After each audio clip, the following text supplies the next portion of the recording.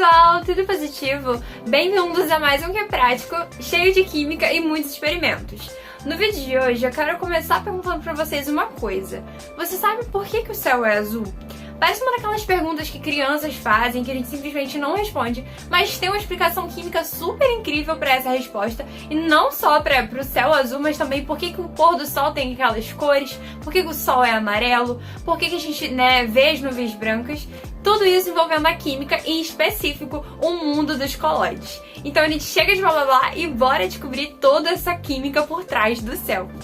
Bom, gente, vamos começar o nosso vídeo tentando entender um pouquinho, dos aspectos que poderiam ser os responsáveis pela coloração do nosso céu, Bom, a gente tem um ar atmosférico e, obviamente, o Sol que ilumina ele, senão a gente não veria nada, Bom, o ar atmosférico ele é composto por diversas moléculas no estado gasoso, Como é o caso do gás nitrogênio, do gás oxigênio, do vapor d'água e também de poeiras e outras partículas, que ficam dispersas, no ar atmosférico.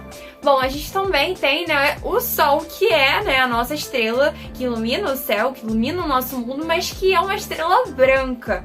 Bom, nem as moléculas, os gases que ficam no ar atmosférico, nem o Sol são azuis. Bom, por que o céu acaba sendo azul? Bom, gente, a primeira coisa que a gente tem que entender é que o ar atmosférico, por ele ter várias substâncias, o gás nitrogênio, o gás oxigênio, na química, essa mistura de substâncias é considerada uma dispersão. As dispersões podem ser de 3 tipos. O primeiro tipo é a solução. Eu vou explicar isso na prática para vocês. A água e o sal, por exemplo, quando misturados, geram uma mistura homogênea transparente que não pode ser separada nem por um filtro, pois as partículas dispersas são super pequenas, menores que 1 nanômetro, ou seja, 10 a menos 9 do metro. Bom, já o segundo tipo, que são as suspensões, são misturas heterogêneas, ou seja, que possuem mais de uma fase, que são compostas por solutos maiores que 100 nanômetros. A mistura de água e areia é um exemplo de suspensão, que são misturas opacas e que podem facilmente ser separadas por um filtro de papel ou por centrifugação, por exemplo. Como vocês podem ver, a água que saiu ficou bem mais clara e restou a areia no filtro. O terceiro tipo são os colóides, aqueles colóides que eu falei no comecinho do vídeo. Eles são um pouquinho mais difíceis de entender, porque o soluto dos colóides ele está, de um tamanho entre 1 e 100 nanômetros. O leite de forma bem diluída, como vocês conseguem ver pelo vídeo, é um exemplo de colóide.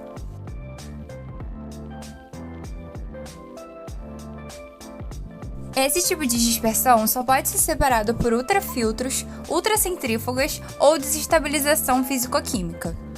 E no papel de filtro de café, o leite passa totalmente. Agora que vocês já entenderam, quais são os 3 tipos de dispersões, a gente vai trabalhar essas dispersões com a luz. Isso porque o ar atmosférico, por ele ser uma dispersão e o Sol, uma fonte de luz, é interessante a gente entender um pouquinho qual é a relação entre essas duas coisas. Como vocês podem perceber, a mistura de água com sal é praticamente transparente e o laser atravessa totalmente a mistura. Porém, caso a água utilizada fosse completamente pura, o que não é o caso da maioria das águas de filtro, nós não poderíamos observar esse feixe de luz na mistura. Isso porque não existiriam partículas coloidais capazes de espalhar o laser. Já no caso da suspensão, por ela ser completamente opaca, a luz do laser não consegue atravessar a mistura. No caso do colóide, que no exemplo é o leite diluído, nós conseguimos observar o laser na mão e também observamos esse feixe de luz muito bem espalhado ali na mistura. E no escuro fica ainda mais aparente. Além disso, olhem o que acontece quando a gente usa um flash de um celular nessa mistura. Isso mesmo que vocês estão vendo, o leite, que era branco, começou a ficar bem azulado, assim como o céu, pois o céu é uma dispersão do tipo colóide. Esse efeito e o fenômeno do espalhamento do laser existem por conta do efeito Tyndall. Esse efeito, gente, ocorre porque as partículas presentes nos colóides, que tem esse tamanho de 1 a 100 nanômetros, essas partículas possuem um tamanho específico capaz de espalhar a luz em todas as direções, fazendo com que ela chegue até os nossos olhos. Esse espalhamento, gente, ele pode ser mais ou menos intenso, dependendo da frequência da luz e da densidade das partículas presentes naquele colóide. E isso a gente explica segundo a lei de Rayleigh. Segundo essa lei, a intensidade do espalhamento de uma onda de luz é inversamente proporcional ao comprimento de onda da mesma. O que é que acontece? Então, quanto menor o comprimento de onda daquela luz, mais facilmente ela vai ser espalhada. Inclusive, guardem muito bem essa informação, porque ela vai ser importante pra gente tratar depois do azul do nosso céu. Se o Sol é branco e a luz branca, como a gente já sabe, né, através de Isaac Newton, ela é a mistura de todas as cores, né, que são separadas naquele prisma, aquela foto que a gente tem, a super famosa foto, como que ainda assim, na verdade, a gente vê é o azul no céu e não o espalhamento, por exemplo, da luz branca, que é a luz realmente que vem do Sol. Bom, gente, a questão toda por trás do azul é que o que acontece? Todos os comprimentos de onda, eles são espalhados. Mas segundo aquela lei que eu mostrei pra vocês, os comprimentos de onda menores são mais facilmente espalhados. E o azul, ele é o segundo menor comprimento de onda que a gente tem no espectro visível, perdendo apenas pro violeta. Então acaba que ele é a cor resultante que a gente acaba observando no céu. Inclusive, vale ressaltar que se esse espalhamento não ocorresse, a gente não conseguiria ver nada no céu, porque o Sol iria passar, o feixe de luz iria passar e nós não observaríamos nada, porque esse feixe de luz, ele não está na nossa direção. Então, como ocorre o espalhamento, a gente consegue observar ela, né, o feixe de luz, mesmo ele não estando na nossa direção, porque ele acaba alcançando a gente através do espalhamento. Agora, vamos observar aquele copo que ficou azul numa versão maior para a gente entender um pouquinho melhor. Quando a gente coloca a lanterna numa direção em que nós, observadores, vamos estar perpendiculares ao feixe, a gente consegue observar esse fenômeno que faz surgir uma coloração azul. Essa seria uma analogia ao azul do céu, porque o ar empoeirado presente na nossa atmosfera possui diversas moléculas de gases, vapor d'água e poeira, assim atuando como um colóide, como leite diluído. Mas aí você pode estar achando que eu tô me contradizendo, né? Porque eu disse que os menores comprimentos de onda são mais espalhados. Mas por que o azul, então, é o mais espalhado, sendo que o violeta é o menor comprimento de onda do espectro visível? Bom, existem vários fatores que fazem com que o violeta não seja a cor visualizada. Primeiro é que o violeta ele tem uma intensidade de emissão menor do que o azul pelo Sol. Então a gente vai ter menos violeta sendo emitido. E além disso, os nossos olhos eles são mais sensíveis pro azul do que o violeta. Então eles têm mais facilidade em observar o azul do que o violeta. Bom, a gente viu o céu azul, mas observe o que vai acontecer quando eu mudar a direção de emissão no caso da nossa lanterna. Quando a gente coloca a lanterna na mesma direção de nós, observadores, nós conseguimos ver que há a formação dessa luzinha amarela, que no caso seria o Sol amarelo.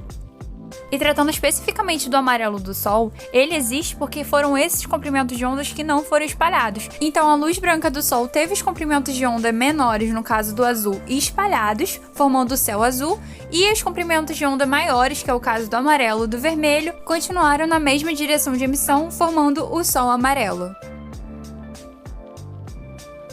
Além disso, desse jeito a gente conseguiria ver também um pouquinho de como seria o pôr do sol, visto que o azul também não é muito mais observado e existem mais cores, como é o caso do amarelo, do laranja.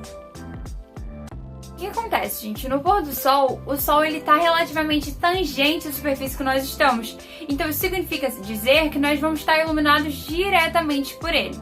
Além disso, nesse estágio, ele já percorreu maiores camadas da atmosfera para nos iluminar, então ele está mais distante da gente. Bom, quando a gente leva esses fatores em consideração, como o Sol ele vai estar mais distante da gente, iluminados, e nós vamos estar iluminados diretamente por ele, o azul não vai ser mais a cor predominante. Por quê? Primeiro que ele vai ser mais facilmente espalhado lá naquelas camadas mais distantes da gente, né? E aí vai restar os comprimentos de onda que mais, né, são mais dificilmente espalhados, como é o caso do amarelo, do laranja e do vermelho. Nesse caso, nesse estágio, as cores mais observadas vão ser, no caso, o vermelho, o amarelo e o laranja, né? Eles vão ser espalhados, vão sim, quando eles chegarem mais próximos de nós, eles vão acabar sendo espalhados pelas poeiras presentes, né, na atmosfera, mas eles vão ser menos espalhados que no caso com o azul. O azul não vai ser nem muito observado, porque ele já vai ter sido espalhado mais nas camadas mais externas da atmosfera. Inclusive, partindo desse princípio, a gente pode concluir que quanto mais empoeirado tiver o céu, mais facilmente a gente pode observar essas colorações vermelhas, laranjas no pôr do sol. Porque o que acontece? Esses comprimentos de onda, eles são mais dificilmente espalhados, e quanto mais poeiras, né, maiores essa densidade de partículas coloidais que vão estar presentes na atmosfera, eles vão ter maior facilidade de ser espalhados. espalhados. Então, em épocas de pouca chuva, né, maior poluição, em áreas de maior poluição, é mais fácil a gente conseguir observar aquele pôr do sol colorido, bonito, por conta, né, da presença dessas poeiras que vão estar facilitando o espalhamento desses comprimentos de onda maiores, que nesse caso, esse espalhamento vai ser chamado de espalhamento Mi. Então, com esse espalhamento Mi, a gente pode observar no pôr do sol aquelas cores bonitas, vermelhos, laranjas, dependendo, obviamente, né, como eu havia falado, da quantidade de poeira que existe no ar e também da presença de nuvens. E aí você também pode estar se perguntando, né, mas por que então as nuvens são brancas? Bom, as gotículas de água presentes, né, nas nuvens, elas estão em grandíssima quantidade. Então a gente vai ter muita densidade de moléculas presentes nas nuvens que vai estar fazendo com que todos os comprimentos de onda sejam espalhados. Não só o azul, não só o violeta, vermelho, laranja, mas sim todos. E o espalhamento de todos os comprimentos de onda, obviamente, vai estar dando como resultado a coloração branca. Então foi isso, pessoal. Espero que tenham gostado e entendido toda essa química e física, né, por trás da coloração do céu. Agora, se alguém te perguntar por que o céu é azul, por que o pôr do sol é colorido, por que as nuvens são brancas, você vai saber responder, né? Como em todos os nossos vídeos, todas as referências vão estar linkadinhas aqui na descrição do vídeo para que você possa conferir e também estudar um pouquinho mais sobre o tema. Se você gostou do vídeo, não esqueça de curtir para que a gente possa chegar em mais pessoas e não se esqueça também de compartilhar para que os seus amigos também possam saber por que o céu é azul. É isso, um super beijo e até o próximo que é prático. Tchau!